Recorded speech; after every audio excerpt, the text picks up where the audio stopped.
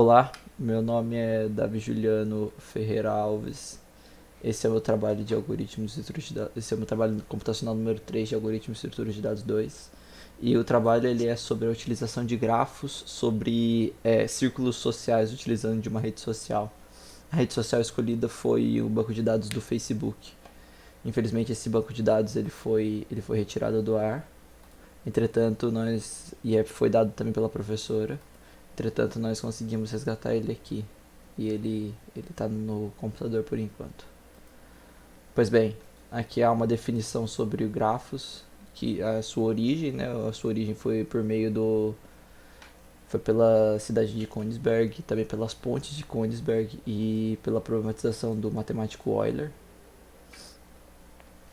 Então, após isso, nós conseguimos definir o que é um grafo. O que é um grafo? O grafo ele é um conjunto de pontos e de vértices e arestas, onde essas arestas ligam os vértices, podendo eles serem direcionados ou não de acordo com uma função.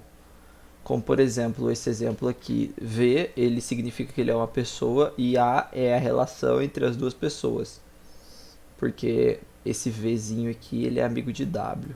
Ou seja V o conjunto de pessoas, a gente tem que a Maria é amiga do Pedro, Pedro é amigo da Maria, uma coisa, ela é simétrica, né? Joana e Maria, Maria e Joana, Pedro e Luiz, Luiz e o Pedro, a Joana e o Pedro, Pedro e a Joana. É uma coisa simétrica. Esse grafo ele é dado por meio dessa representação aqui abaixo. Maria com Pedro, Pedro com Maria, Maria com Joana, Joana com Maria, Joana com Pedro, Pedro com Joana e Pedro com Luiz. E Luiz com Pedro, óbvio. Então o grafo, essa é a definição de grafo padrão. O grafo ele é um grafo orientado, um dígrafo. Ele precisa ter conexões que são arcos, ou seja, elas fazem ligações. Ele é um grafo orientado, ou seja, ele sai de um determinado vértice e vai para outro, mas a volta não é sempre verdadeira. Como a gente pode pegar, por exemplo, o exemplo, se esse primeiro exemplo fosse um grafo orientado, por exemplo, a Maria ela é amiga de Joana, mas Joana não é amiga de Maria, entendeu? Maria ela é amiga de Pedro, mas o Pedro ele não é amigo de Maria. Assim como também pode ser o contrário. Pedro pode ser amigo de Maria, mas Maria não pode ser amiga de Pedro. Dada por essa relação A, certo? Os algoritmos utilizados eles vão ser os algoritmos utilizados pela documentação do NetworkX, que é um pacote do Python que ele lida justamente com redes complexas e grafos. E eis aqui a documentação dele, o link.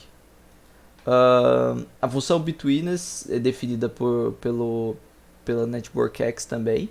Ela é uma função tal qual a soma dos sigmas. Ela é a soma dos sigmas de um ponto até o outro dividido pelo somatório do sigma daquele ponto.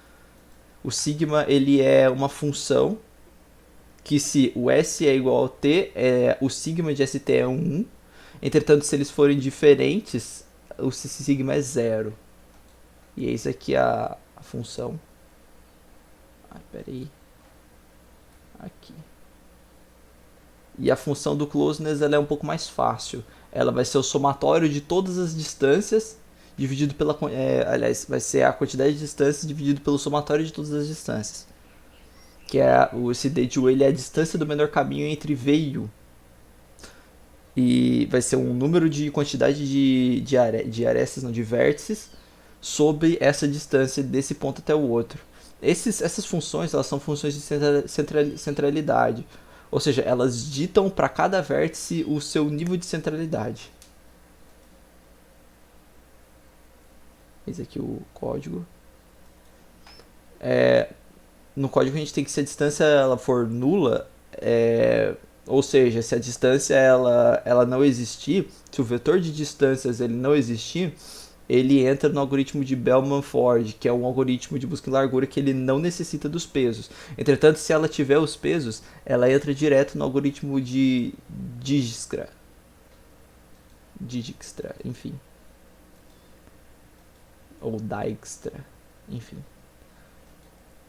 A criação dos grafos. Primeiramente eu plotei esse grafo ele é um pouco mais simples, porque o grafo da minha instância ele deu essa nuvem gigantesca e escura. Vou até dar um zoom. Ele ficou essa nuvem escura. E então não dá para perceber muito bem o que está ligado com ali, mas para saber que funciona de fato, eu criei um grafo um pouco menorzinho, um pouco menos sofisticado e fiz esse plot. Pois bem, agora a gente vai ter a inserção da estrutura de dados em cima da estrutura do grafo pela NetworkX, a colocação e outra coisa também que eu fiz que é interessante. Olha só, essa instância que foi dada pelo site que infelizmente foi derrubado, ela não tem seus pesos, ou seja, eu tomei a liberdade de criar um vetor aleatório que vai de 0 até 10, de peso 0 a 10, que acompanha justamente esses vértices aí, cada vérticezinho. Eu vou pegar cada vérticezinho, são 400 e... São aqui, pera aí, tá aqui em cima. São 4.038 vértices e essa quantidade de arestas. Ou seja, eu fiz a quantidade de arestas é, bater com justamente de 0 até 10. Ou seja, o vetor ele é criado randomicamente. Ou seja, e esse estudo, eu vou falar mais um pouco mais na conclusão, mas esse estudo ele tem um direcionamento. Aplicando as funções acima, a gente tem que o closeness ele é dado por essas funções e o betweenness ele também é dado por essas funções. Esse estudo ele foi aplicado em cima da relação randômica porque isso garante que para qualquer tipo de vetor que você coloque ali de vetor randômico, ele funciona. Obviamente, a gente vai pegar dados reais, sim, só que a partir do momento que nós não sabemos o quanto que esses círculos sociais eles são interativos entre eles, como eles se relacionam, a que nível eles se relacionam, a gente gera esse vetor randômico para que a gente tenha uma noção de como eles se relacionam.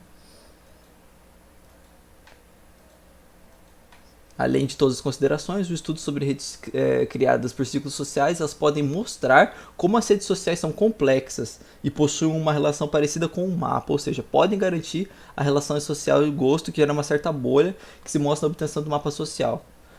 Você consegue visualizar muito bem essa rede complexa olhando essa nuvem de um emaranhado de vértices. Pois bem, vamos pro código. Aqui eu vou rodar um NetworkX, está instalando e já vou fazer as importações. Depois das importações eu vou fazer aquele plot desse gráfico que ele é um pouco mais simples. Agora eu vou fazer a função random, o import da random. Agora eu vou entrar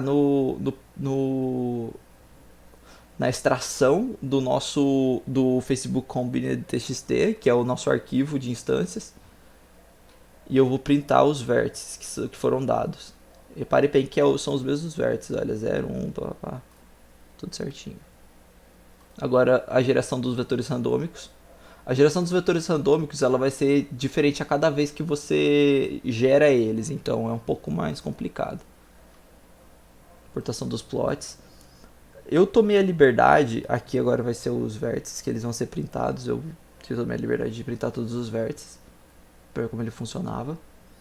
Eu tomei a liberdade de não rodar esse plot desse gráfico que, como eu já coloquei no relatório, ele é um tanto quanto complicado, até porque são 4.000 vértices, então eu coloquei apenas a imagem no trabalho, eu não vou plotar ele na apresentação. Aqui a função de closeness, a função de closeness ela foi rodada, e a aplicação de closeness, que dado em ordem crescente, vai ser dado em ordem crescente pela função sorted. Aqui está a função crescente, são uma lista na verdade de tuplas, né? Uma lista de tuplas que elas são colocadas de maneira ordenada e de maneira crescente. Da função betweenness, essa é a primeira parte, são as funções complementares da Betweeners de verdade. E essa daqui é a função principal. A que eu coloquei no trabalho é só a principal. Mas ela aqui, ela tá com a sua secundária. E a aplicação é justamente essa daqui.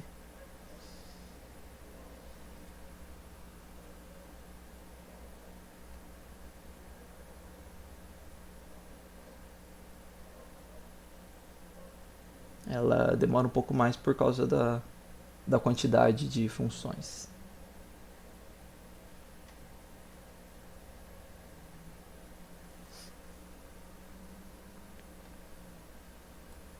E imaginar que o plot do grafo ele demorou mais do que essa função tá demorando.